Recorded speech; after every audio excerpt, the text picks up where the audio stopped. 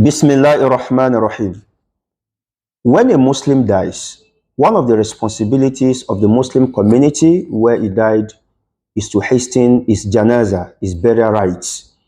The burial rites include washing his corpse, shrouding it, perfuming the shroud, praying over him, which is called Salatul Janaza, and burying him. All the scholars of Islam agreed that these rites are compulsory, they are wajib and must be carried out. Not carrying it out is a sin for which the entire Muslim community shall be held responsible by Allah subhanahu wa ta'ala. The scholars also agreed that the corpse of the Muslim has similar honor to his body while he was alive. As a result, the corpse must not be mishandled, it must not be thrown away, it must not be allowed to fall off the shoulders of the carriers, his nakedness must not be exposed, among other things. And the evidence for this is the hadith reported in the Sunan that Prophet said, Inna kasra azmil mayyit mithlu kasrihi hayyan. Breaking the bone of the deceased is similar to breaking it while he lived. The scholars of Islam also agreed that it is forbidden, it is haram, to exhume the corpse of a Muslim after it has been buried unless there are reasons acceptable to the Sharia for such exhumation. And so in this video, I'm going to talk about 10 reasons why we can exhume the corpse of the Muslim after it has been buried. The first reason is if the corpse were buried not facing the Qibla. The scholars of Islam have mentioned that the tradition of the Messenger of Allah sallallahu alaihi wasallam, and which was continued by the subsequent generations that came after him, was to bury the Muslim corpse facing the Qibla. Although the hadith that has been mentioned in this regard, which says Al-Ka'batu Qiblatukum Hayyan wa Mayta, or Al-Baytul Haram Qiblatukum Ahya'an wa Amwata, has been declared weak by the scholars of Islam. It was recorded by Al-Bayhaqi, among others, and also Al-Hakim mentioned it in his Al-Mustadrak. But this hadith is weak.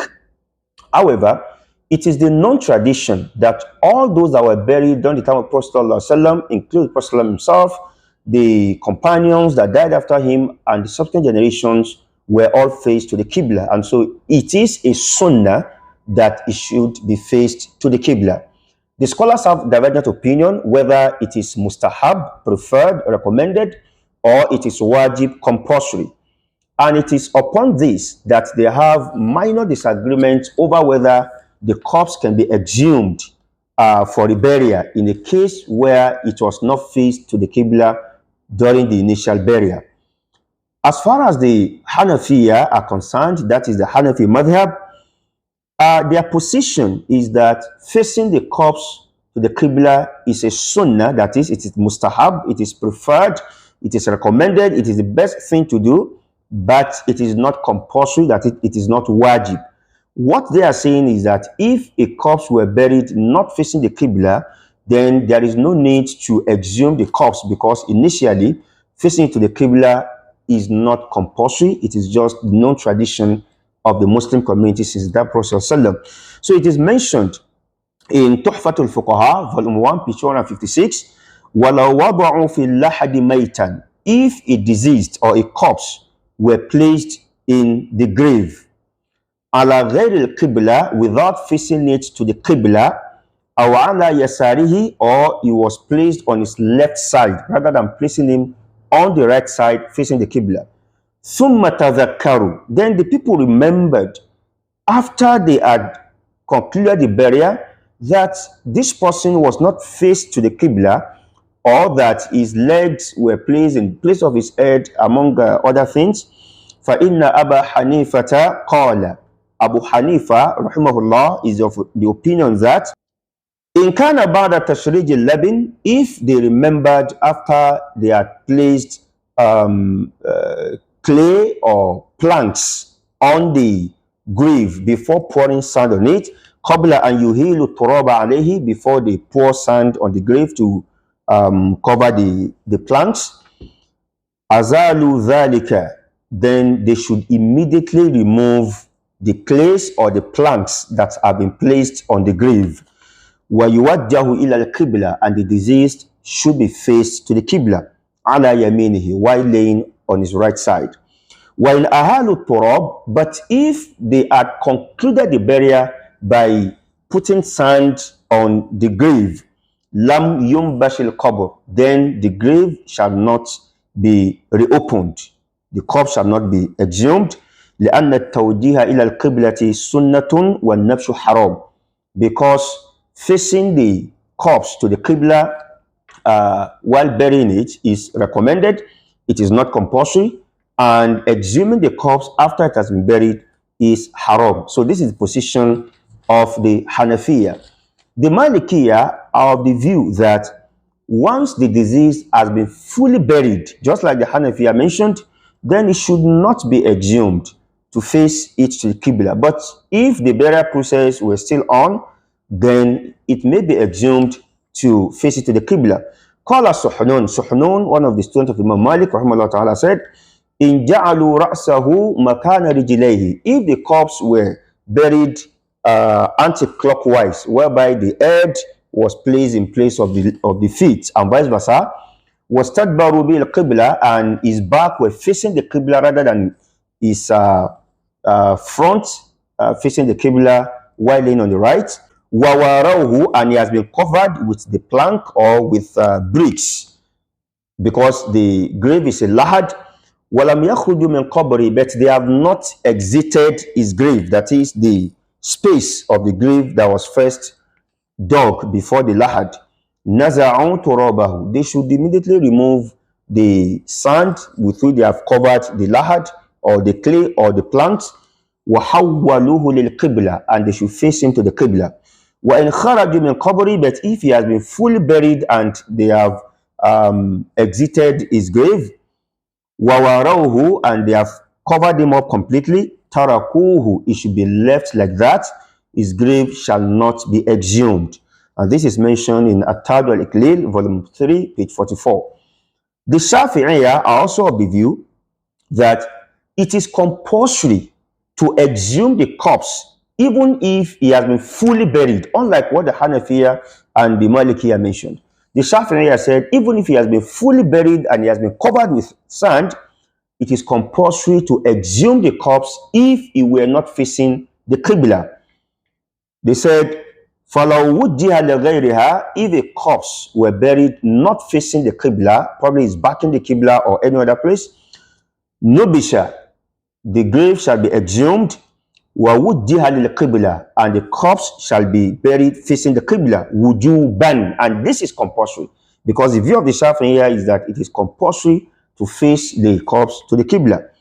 But they added the condition, in lam yataghayyar, if the corpse has not started to decompose. Wa illa, but if it has started decomposing, like if they remembered not immediately but after a few weeks or a few months, and it is known that within this period the corpse would have started to decompose, fala yumbash, then it shall not be exhumed to be reburied facing the Qibla. And this is found in Mughni al-Muhtaj, volume 2, page 38. As for the Hanabila, they are also of the view that if the corpse has been buried, just like the Shafi'iyya mentioned, it is compulsory to exhume it and face it to the Qibla, unless if it is feared that raising him or removing him from the grave would lead to his body tearing apart, just like the Shafi'iyya said, if it has decomposed. It is mentioned in Al-Insaf, volume 2, page 471, Man dufina ghayra mutawajjihin ila al-qibla, whoever was buried without facing him to the Qibla, ala sahih al-madhhab, based on what is the more correct opinion or stance of the madhhab. Qala Ibn Aqil said, Qala ashabuna, our companions, that's the people of the Hanabila madhhab, they said, yumbash, the corpse shall be exhumed, illa an yukhaf an yatafassakh, unless it is feared that the body may start to tear apart if it were exhumed. So in conclusion, what is more correct is that if the corpse has not been fully buried, that is, he has not been covered with sand, then we can exhume the body and face it to the Qibla. If we're still uh, covering the grave with probably planks or bricks like we do here. But if the corpse has been completely buried, the sand has been put on his grave, then even if we are still within the cemetery, we shall not exhume the corpse for the burial. The evidence is that there is no evidence that makes it compulsory for the corpse to be faced to the Qibla. This is just what is known as the tradition of the Muslims from time Prophet Sallallahu. So this is what is more correct. Wallahu ta'ala alam. The second reason is if the corpse were buried in a land or on a property that was wrongly taken from another, al-ardul maksuba, or a disputed land where the ownership is disputed, then it would be recommended to exhume the corpse and bury it in another place. So if a land was seized forcefully from another person and the owner says, I do not permit that anything be done on my land, it shall not be buried there, then the Muslim community owe a responsibility to exhume this corpse and bury it elsewhere. Or if the ownership of the land is a subject of litigation and the case has been taken before a court, then it behooves us to exhume the corpse and bury it elsewhere, especially if it is feared that the ownership of the land may be given to the other party other than those who have buried the corpse there. The third reason why we may exhume the corpse is if a valuable property fell inside the grave while the corpse was being buried. So let's assume that while burying the deceased, someone's phone fell inside the grave. And immediately after the corpse had been buried and we're about to leave, probably a call came in and we could hear the phone ringing right inside the grave. It becomes compulsory that the grave be opened and this property be taken out of it. This is the position of the scholars of Islam, especially as mentioned by Ibn Qudama in his Al-Mughni. He said, وَإِنْ وَقَعَ فِي الْقَبْرِ مَا لَهُ قِيمَةٌ نُبِشَ وَأُخْرِجَ. If a valuable property falls inside the grave, then it shall be opened and this property has to be removed. Qala Ahmad, Imam Ahmad rahimahullah ta'ala said, إِذَا نَسِيَ الْحُفَّارُ مِسْحَاتَهُ. If the grave digger forgets his spade inside the grave, or his digger or hoe or whatever was used to dig the grave, jaza an yumbasha anha. It is permitted to open the grave and remove the digger or whatever has fallen inside the grave. So similarly, it could be a gold ornament or anything that has value. That is the condition. Something that has value, because it is the wealth of another and it has to be removed in order not to waste the wealth. Also, it is possible that the deceased were wearing a ring that has value. It could be gold ring, it could be silver ring, and during washing the corpse, the washers forgot to remove this ring, because we don't bury people with wealth in Islam, and so they forgot to remove the ring, and then it was suddenly remembered. Now this property belongs to his heirs, so it has to be removed, even if the corpse has been buried completely. But the condition is that removing it must not lead to breaking the bone of the deceased or harming him in any way, based on the hadith read earlier. The fourth reason is if the deceased were not washed before burying him. So it is possible that the Muslims at the time or at the place where the deceased died are ignorant of the burial rites, and so the only thing they did was to bury this man in his shirt, in the clothes in which he had died. Then probably they relate this to an alim, to a scholar, and immediately he has to organize a group of Muslims to open this grave, exhume the body, wash it, shroud it, perfume the shroud, pray over it, and then bury it again. Because all these rites that I've mentioned are compulsory rites upon the Muslim community. So whoever was buried without being washed or shrouded, then the corpse has to be exhumed for the burial rites to be performed. Unless if it is feared that exhumation may lead to tearing apart of the body because it has decomposed, then in that case, water will just be sprinkled on the body, and then it should be shrouded properly and buried. So, but if the Salatul Janaza had been performed earlier, then there is no need to repeat the Salatul Janaza. All they have to do is to shroud the body properly if it cannot be washed, by sprinkling water on the body and then burying it. But if tayammum can be performed for the corpse, then to perform tayammum is better if it will not tear apart by touching it. For instance, if it has decomposed, or if probably it is feared that the living might contact some illnesses or diseases by touching the dead. It is mentioned on the fruit of Shuraih ibn Ubayd al-Hadrami, أن رجالا دفنوا صاحبا لهم. A group of people buried one of their friends that had died. لم يغسلوه, they did not wash his corpse. ولم يجدوا له كفنا, and they could not even find a kafan, a shroud to cover his corpse. وَلَقَوْا مُعَاذَ بْنِ جَبَلٍ. Then on their way they met Mu'adh ibn Jabal. فَأَخْبَرُوهُ, and they informed him of what they had done. فَأَمَرَهُمْ أَنْ يُخْرِجُوهُ. Mu'adh ibn Jabal, a Sahabi, told them to immediately exhume the corpse. فَأَخْرَجُوهُ, so they exhumed the corpse مِنْ قَبْرِهِ. ثُمَّ غُسِّلَ وَكُفِّنَ وَحُنِّطَ ثُمَّ صُلِّيَ عَلَيْهِ. So he was properly washed, he was shrouded, the shroud was perfumed, and then he was prayed over. So this is the position of the scholars concerning someone that was buried without being washed or shrouded.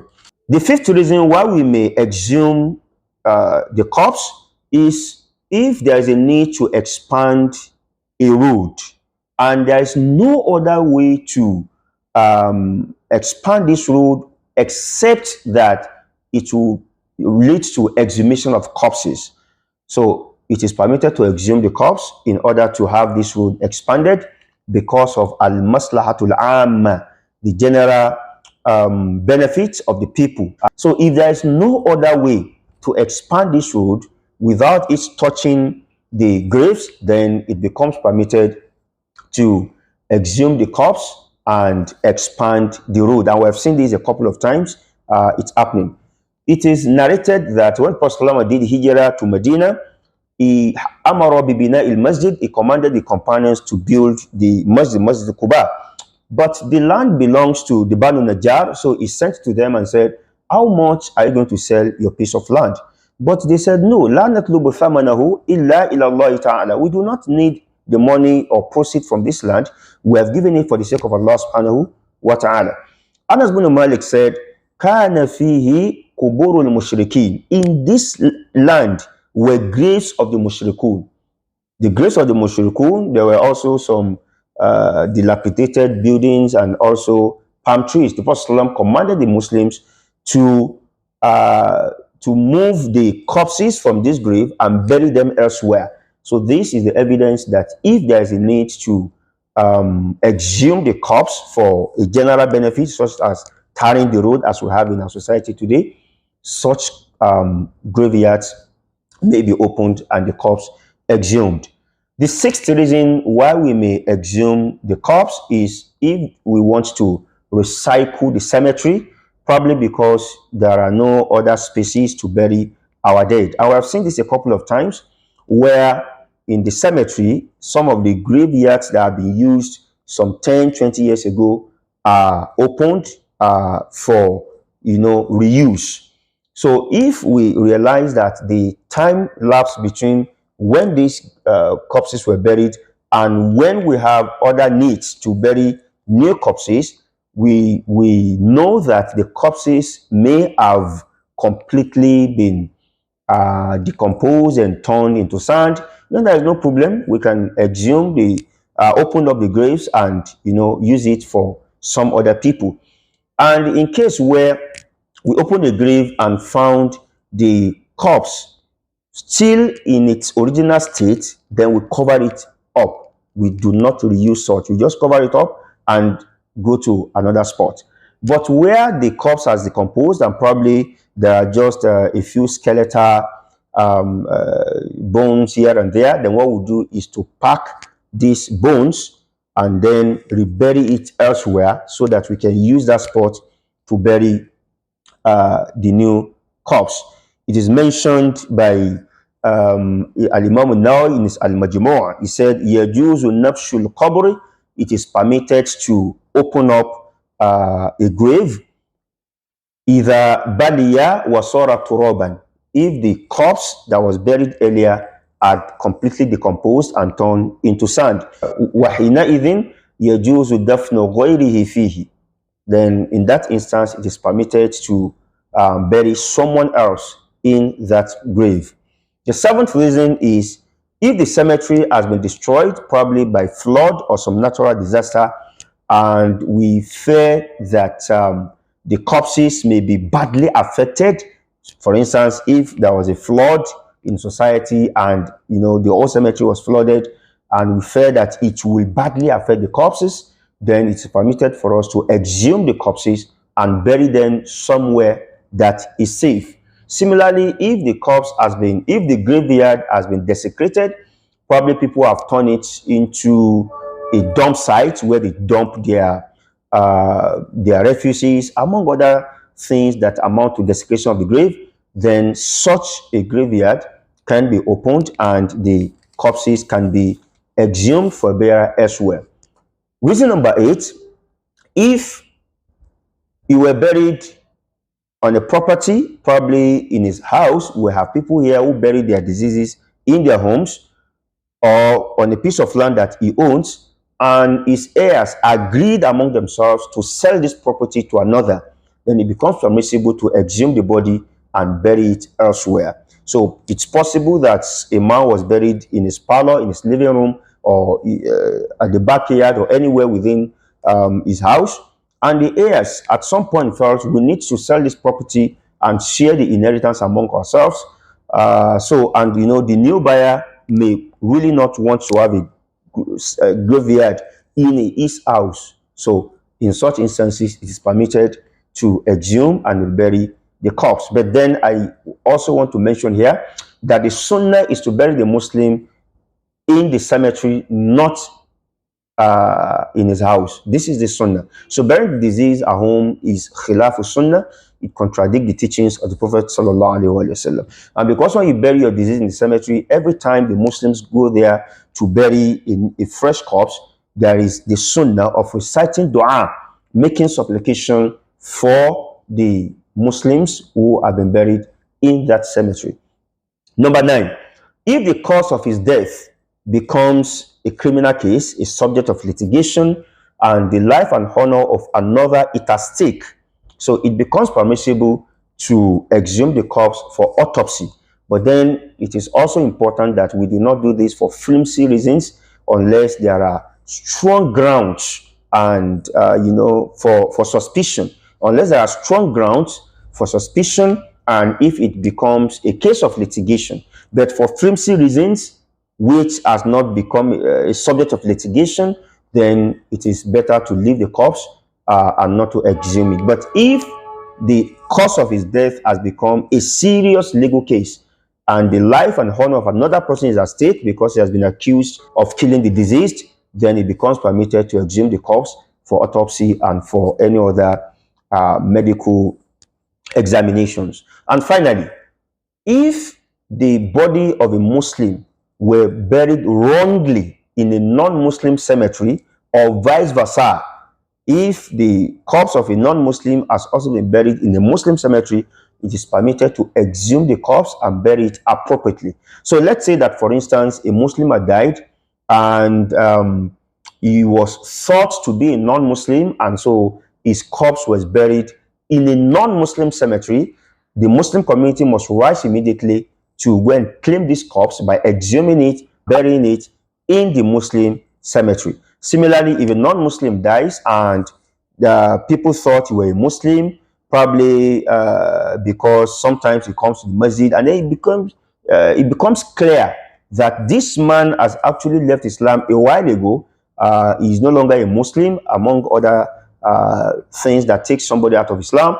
Then such corpse must be exhumed from the Muslim cemetery and buried elsewhere. So Allah Ta'ala Alam, these are the 10 reasons why we may exhume the corpse of a Muslim for reburial. Once again, these conditions are valid conditions in the Sharia, but flimsy reasons are not permitted for such act as exhumation of the corpse of the Muslim. Assalamu alaikum wa rahmatullahi wa barakatuhu.